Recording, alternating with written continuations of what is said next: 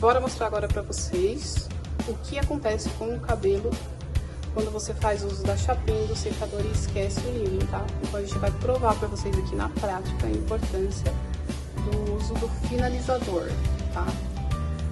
Vamos lá, gente, vamos